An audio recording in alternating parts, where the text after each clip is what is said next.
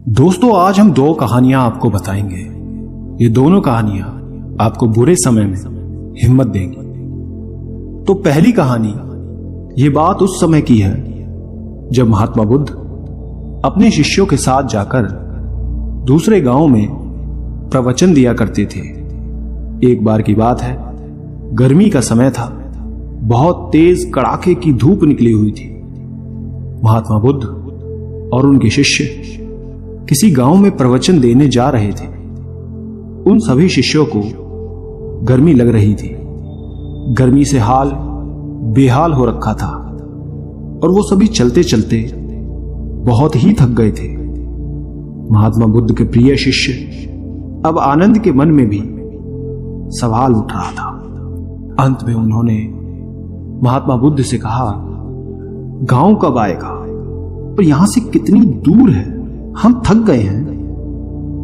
तो वहीं खेत में एक बूढ़ा व्यक्ति काम कर रहा था। आनंद ने उस व्यक्ति को देखकर बुद्ध से कहा कि चलिए हम उनसे दूरी पूछ लेते हैं। बुद्ध ने हामी भरी और साथ चले गए।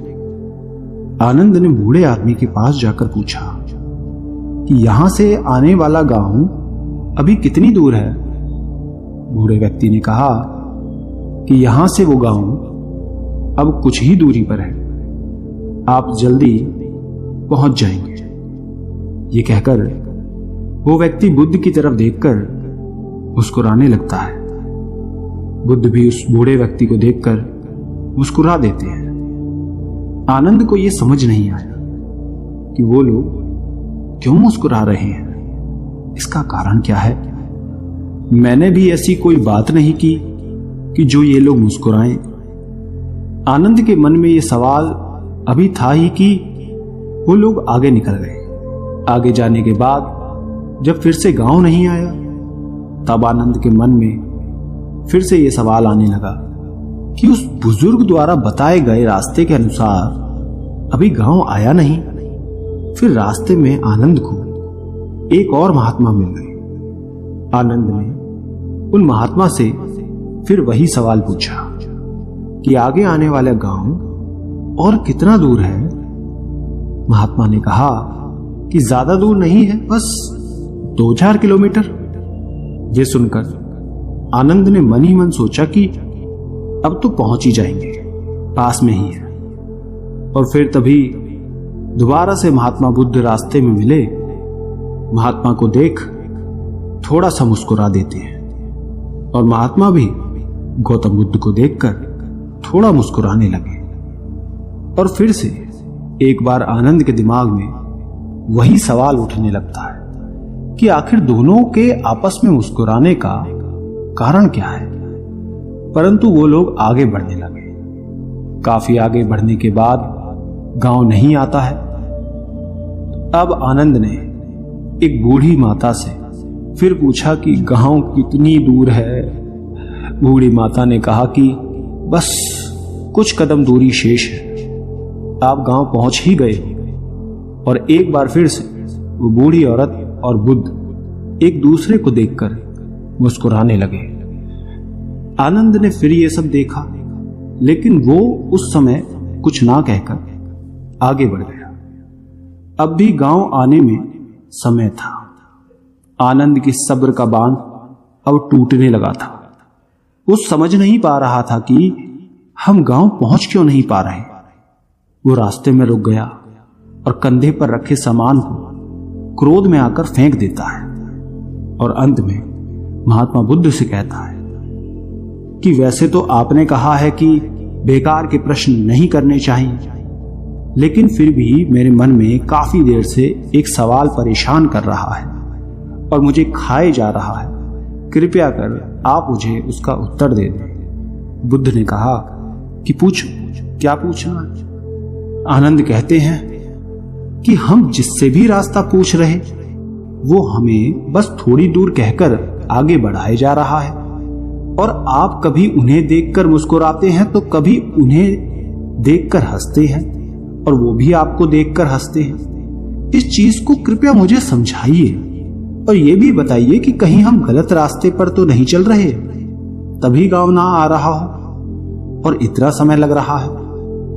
बुद्ध आनंद की बात सुनकर कहते हैं कि आनंद, हम बिल्कुल सही रास्ते पे जा रहे हैं और जिस रास्ते से हम गांव जा रहे हैं वहां के लोग मुझे जानते हैं, क्योंकि मैं पहले भी इस गांव में जा चुका हूं और मुझे इस राह की दूरी भी पता है और यहाँ के लोग भी ये बात जानते हैं और इसलिए वो लोग फिर से मुझे जाते देखकर पहचान कर मुस्कुरा रहे हैं। और जिस तरह हम लोगों को उनके लक्ष्य प्राप्ति के लिए उन्हें उपदेश देते हैं और उन्हें अपने जीवन के पथ पर सफलता हेतु निरंतर चलने को प्रेरित करते हैं, ठीक बिल्कुल उसी तरह राह में मिले हर एक व्यक्ति हमें हमारे कार्य पथ, हमारे मंजिल की ओर निरंतर बढ़ते रहने का उपदेश और राह देते जा रहे हैं,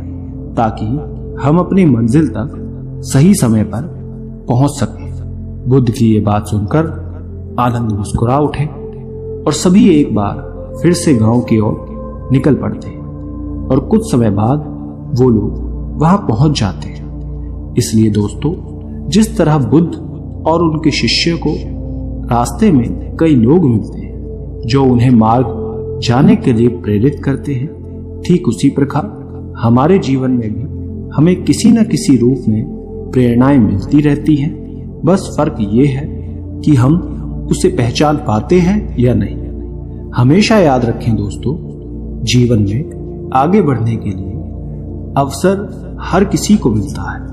ये हमारे ऊपर है कि हमें उस अवसर को पहचान कर आगे बढ़ना है और हाथ आए मौके को हाथ से जाने नहीं देना है और साथ ही हमेशा अपनी मंजिल के प्रति धैर्य बनाकर रखें। बेशक उसे मिलने में समय लगे, कठिनाई का सामना करना पड़े, लेकिन एक ना एक दिन वो मंजिल जरूर मिलेगी और जब हम उसे प्राप्त कर लेंगे तो सभी मार्ग से मिली कठिनाई को भूल जाएंगे और उस जीत की खुशी को महसूस करेंगे। इसलिए धैर्य और शांति बनाए रखें। ये सफलता की सबसे महत्वपूर्ण और बड़ी कुंजी है। दोस्तों, दूसरी कहानी है, बहुत समय पहले की बात है। महात्मा गौतम बुद्ध जब भी भिक्षाटन के लिए जाते थे तब आम लोग उन्हें भिक्षा में अनाज तो देते थे या फिर जिसका वो जो सामर्थ्य होता था वो अपने हिसाब से उन्हें भिक्षा देते थे। और साथ ही यदि किसी के मन में कोई सवाल होता था तो वो बुद्ध को रोक के उनसे पूछ लेते थे। एक बार ऐसे ही महात्मा बुद्ध भिक्षा लेने के लिए एक गांव में गए। उस गांव के लोगों ने उन्हें भिक्षा दी। तभी एक व्यक्ति वहां पे आया और बुद्ध को भिक्षा देकर कहा, प्रभु, मेरे मन में एक सवाल है जो काफी समय से चल रहा है, मुझे आपसे उसका उत्तर चाहिए। बुद्ध ने कहा, पूछो। उस व्यक्ति ने कहा, हम सभी के जीवन में सुख दुख उतार चढ़ाव लगा ही रहता है। हम सभी अपने जीवन की उलझनों में इतना उलझे रहते हैं कि उसे करीब से समझ ही नहीं पाते, न जीवन जी पाते हैं, बस दौड़ते भागते रहते हैं अपने घर की जिम्मेदारियों के प्रति, अपने सपनों के प्रति। परंतु जब हम उसमें असफल हो जाते हैं तो खुद को कोसने लगते हैं। हमें ये जीवन व्यर्थ लगने लगता है। हम लोगों की बातों में आ जाते हैं। हम अपने जीवन की अहमियत नहीं समझ पाते और पूरा जीवन ऐसे ही निकल जाता है और हम अंतिम समय में अफसोस करते हैं कि काश हमने जीवन को सही से जिया होता, उसकी अहमियत समझी होती। क्या आप मुझे बता सकते हैं कि जीवन का सही मूल्य क्या है? बुद्ध ने उस व्यक्ति की बात सुनी और उसे अपने पास से एक चमकीला पत्थर दिया और कहा कि जाओ और इस पत्थर का मूल्य पता करो, लेकिन ध्यान रहे तुम्हें इसे बेचना नहीं है, बस मूल्य पता करना है। उस व्यक्ति ने बुद्ध से पत्थर लिया और बाजार की तरफ निकल गया। सबसे पहले वो एक फल वाले के पास गया, आम बेच रहा था। उसने वो पत्थर उस फल वाले को दिखाया और कहा कि तुम इसका क्या मूल्य दोगे? फल वाले ने चमकीला पत्थर देखा और वो उसे पसंद आ गया। उसने कहा, मैं इसके बदले तुम्हें 12 आम दूंगा। ये सुन व्यक्ति आगे निकल गया और इस बार एक सब्जी के ठेले के पास गया और उसे चमकीला पत्थर दिखाकर उसकी कीमत पूछी। सब्जी वाले ने उसे देखा, कहा, यह तो बेहद शानदार पत्थर है, मैं इसके बदले तुम्हें 1 बोरी आलू दूंगा, तो मुझे ये पत्थर दे दो। व्यक्ति ये सुन फिर से आगे बढ़ गया और इस बार एक बड़ी अनाज की दुकान पर गया और उसे इस पत्थर को दिखाया। दुकानदार पत्थर को देखकर कहता है, ये इतना प्यारा पत्थर है, मैं इसे रख लेता हूं और इसके बदले तुम्हें 5 अनाज की बोरी दूंगा। व्यक्ति 3 जगह घूम चुका था। उसे हर जगह उस चमकदार पत्थर के अलग अलग मूल्य को जानकर हैरानी हो रही थी कि भले एक पत्थर का इतना मूल्य कैसे हो सकता है, इन्हें इसमें ऐसा क्या दिख रहा है। उसके बाद वो व्यक्ति एक सोने चांदी के व्यापारी के पास गया और सुनार को पत्थर दिखाया और उससे इसका मूल्य पूछा। सुनार ने उस पत्थर को देखा और कहा, तुम मुझे ये पत्थर 20 लाख में बेच दो। वो व्यक्ति ये सुनकर हैरान था कि एक पत्थर की इतनी कीमत, पर उसने सुनार को बेचने से मना कर दिया। तो सुनार ने कहा, भाई 50 लाख में बेच दो। व्यक्ति ने फिर भी कुछ नहीं कहा। वो इतनी कीमत जानकर एकदम आश्चर्यचकित था। उसके मन में कहीं ना कहीं लालच भी आ गया था उसे बेचने के लिए, लेकिन उसे बुद्ध की बातें याद थी, इसलिए उसने वहां वो जताया नहीं। फिर सुनार ने खुद कहा कि तुम ही बता दो इसकी क्या कीमत तुम लोगे। उसने कहा कि मुझे माफ कर दें, मेरे गुरु ने इसे बेचने से मना किया है। और ये कहकर वो आगे चला जाता है। आखिर में वो व्यक्ति एक जौहरी के पास पहुंचता है। जौहरी उस पत्थर को देख उसे रूबी के रूप में पहचान लेता है। उसने उस पत्थर के सामने एक लाल कपड़ा बिछाया और उस बेशकीमती रूबी की एक परिक्रमा लगाई और माथा टेका। फिर जौहरी उस व्यक्ति से पूछता है, कहां से लाए हो भाई ये बेशकीमती रूबी? आप सारी कायनात, क्या सारी दुनिया बेचकर भी इस अनमोल पत्थर की कीमत नहीं लगा सकते? ये सुनकर वो व्यक्ति हक्का बक्का रह जाता है और भागकर वापस गौतम बुद्ध के पास जाता है, उनके चरणों में बैठ जाता है, पूरी कहानी बुद्ध को बताता है और अंत में कहता है, महात्मा कृपया करके अब आप ही मुझे मानव के जीवन का मूल्य क्या है वो बताएं। बुद्ध उस व्यक्ति को उठाते हैं, मुस्कुराकर कहते हैं कि वो फल वाला जो आम का व्यापारी था, उसने पत्थर की कीमत 12 आम लगाई, सब्जी वाले ने 1 बोरी आलू कीमत लगाई, अनाज व्यापारी ने 5 बोरी अनाज, सुनार ने 50 लाख और अंत में जहां तुम गए उस जौहरी ने इसे बेशकीमती माना। ठीक उसी प्रकार तुम्हारे जीवन की भी यही स्थिति है। बुद्ध कहते हैं, तुम भी एक हीरा ही हो, लेकिन फिर भी लोग तुम्हारी कीमत अपनी सोच, औकात, अपनी समझ और अपनी जानकारी के हिसाब से ही लगाएंगे। तुम अपना जीवन अपने हिसाब से जियो, अपनी खुशी से जियो, वर्तमान का आनंद लो। किसी भी चीज के पीछे बेकार में भागना बिल्कुल व्यर्थ है। अपनी जिम्मेदारियों को समझो, तब तुम उसे खुशी से पूरा करोगे। अपने सपने, अपने लक्ष्य के प्रति आगे बढ़ो, कदम बढ़ाओ, कोशिश करो, सफलता जरूर मिलेगी और आप अपने जीवन से स्वयं संतुष्ट भी हो जाओगे। बुद्ध की बातों से व्यक्ति का एकदम मन शांत हो गया था। उसमें अलग ही एक ऊर्जा आ गई थी।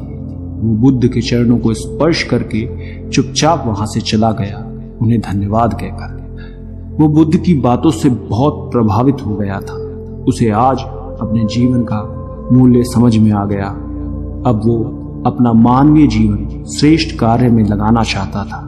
दोस्तों, हमें भी अपने जीवन और प्रतिभा का मूल्यांकन खुद करना चाहिए और पूरे आत्मविश्वास के साथ कोई काम करना चाहिए। अपने जीवन में हर वक्त शिकायत करने की जगह जो है उसी में अपनी खुशी देखनी चाहिए। फिर देखना जीवन आपको बोझ नहीं प्यारा लगेगा और तभी आप अपने जीवन से खुश और संतुष्ट हो पाएंगे पूरी तरह और जीवन का आनंद ले पाएंगे। अब ये आपको तय करना है कि आप खुद को कैसा बनाना चाहते हैं, 12 आम लाया कामयाब या बेशकीमती हीरा। ये निर्णय केवल आपका है, आप खुद लें। दोस्तों, क्या समझा आपने दोनों कहानियों से? कमेंट में नीचे लिखकर जरूर बताना। धन्यवाद।